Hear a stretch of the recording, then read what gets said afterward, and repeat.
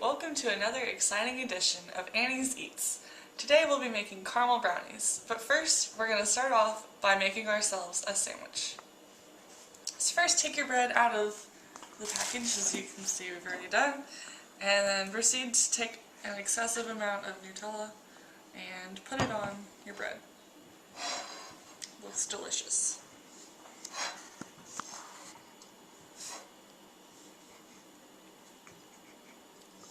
Now that you've made your sandwich, put the pieces together, take a bite.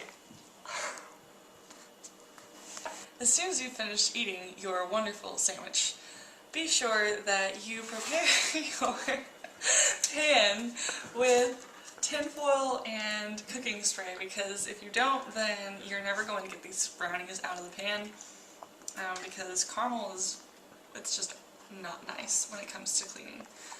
So you're going to make your pan look basically like this.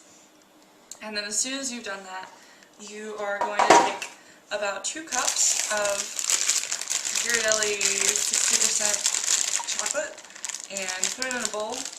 And then you're going to take 2 sticks of butter and melt that into the chocolate. And you're going to melt these in the microwave rather than melting them like over the stovetop, just because it's easier and you don't have to buy a double boiler. And while you are doing that, be sure that you stop the microwave once in a while so that you can actually make sure that the chips are melting and things.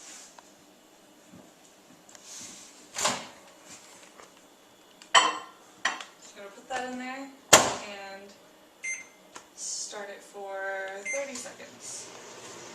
So now that you have melted your chocolate and your butter together, I had to transfer mine to a larger bowl because mine was really messy and definitely not large enough to put all of the ingredients in.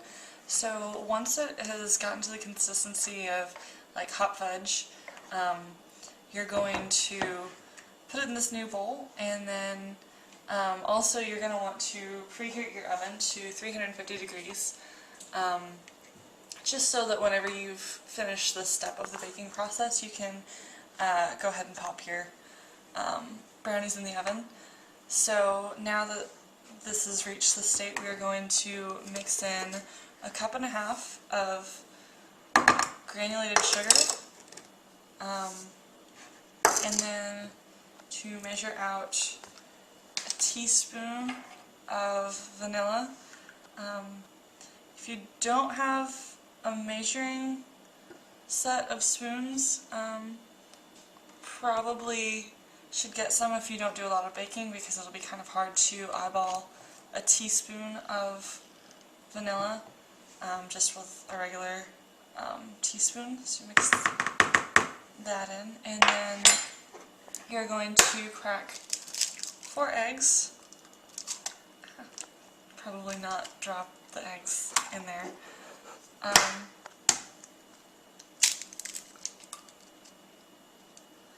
Oh, that wasn't a pretty one. And then mix in your eggs too at this time. In case you couldn't see, there were 4 eggs there. If you get eggs on your hands, probably won't wash them, because everything else will get sticky if you don't. So you're just going to mix these all together. The recipe that I use calls for whisking, but I don't have a whisk, so I'm just going to do what I can with what I've got. But basically you're just going to mix it until it's really well combined, and you can't tell that there's a difference between the eggs and everything else.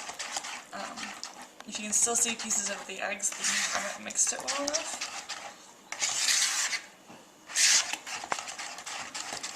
You're just going to kind of keep doing that until it's relatively well combined. And then next you are going to take 1.25 cups of flour and 1/2 teaspoon of salt, and combine those in a bowl like I've done here, and as soon as we're done mixing this, we'll add those in. And we're not going to mix those as well as we have mixed the eggs and sugar and vanilla, just because you want it kind of a lighter consistency. So pop this in here. Another thing that is helpful is a small hand mixer. I'm a broke college kid, but Walmart has $5 mixers in their cooking section if you're looking in the right places.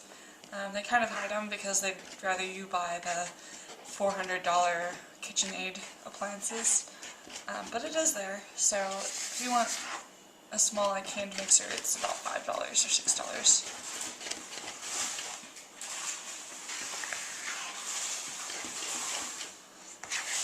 Another thing is that with the bittersweet baking chips, we use a 60% bittersweet baking chips just because that was what we found worked best for our purposes. It wasn't too bitter and it wasn't too sweet for it. Because since there's more sugar than any other single ingredient in your brownies, it's just going to be easier to not overpower your taste buds with a lot of sugar if you use the bittersweet chips. And also Ghirardelli was not really that much more expensive than like the off-brand baking chips. So now that you've mixed this together, you're going to pour about half of the batter into the prepared baking pan.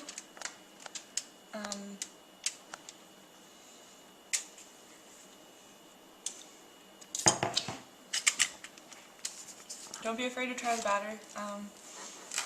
It probably won't give you food poisoning. Just make sure that you get it all spread around your pan pretty evenly. And then toss it in the oven, which is now preheated.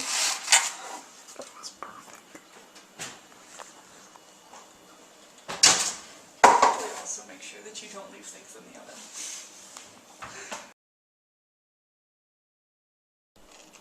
So, welcome back. Now that you have effectively taken your pizza stone out of the oven and put your first half of the brownies into the oven for 20 minutes, and now they have come out, and while my brownies were in the oven, I made a caramel sauce, which is going to go in between the layers of brownie. Basically this is 14 ounces of soft caramel candies and 1/3 of a cup of heavy whipping cream. And so you want to melt that and make sure that you get it all mixed really well. So then basically what you're going to do is you're going to pour this all over your brownies and make sure that you get it fairly even.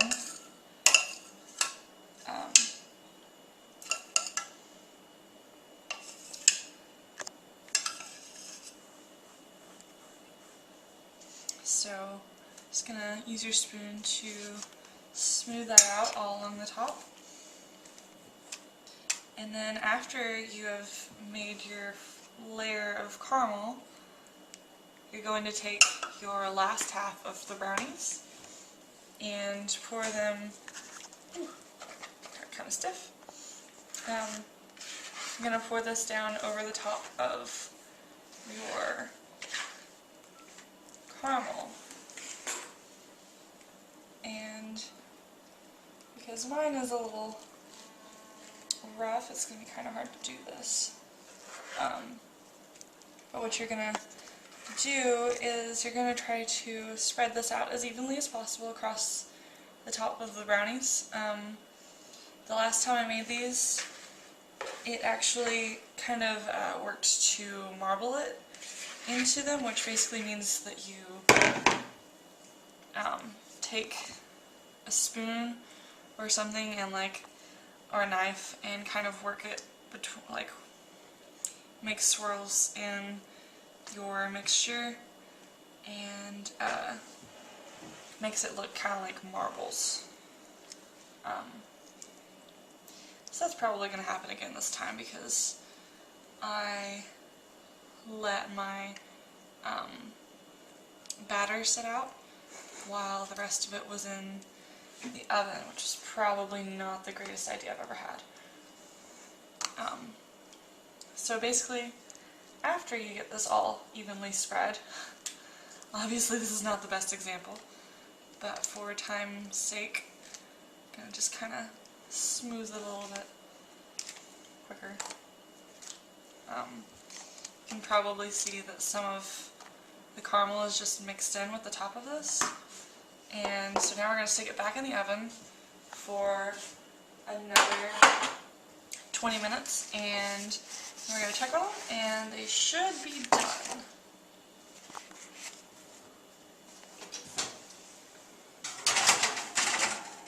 So I have just taken the brownies out of the oven for the last time. Mine actually took about 25 minutes to bake this time around, just because the caramel kind of messes with the baking time a little bit. So this is what they look like now, and you can see where the caramel is kind of bubbled up around the edges. They smell amazing, and like I really want to eat these right now, but they're better if you pop them in the freezer for about 30 minutes, and then after you pull them out of there, they'll be a lot better to eat. And so now that you've learned how to make caramel brownies, better get in the kitchen and start baking. See you guys next time. Have a great day. Bye.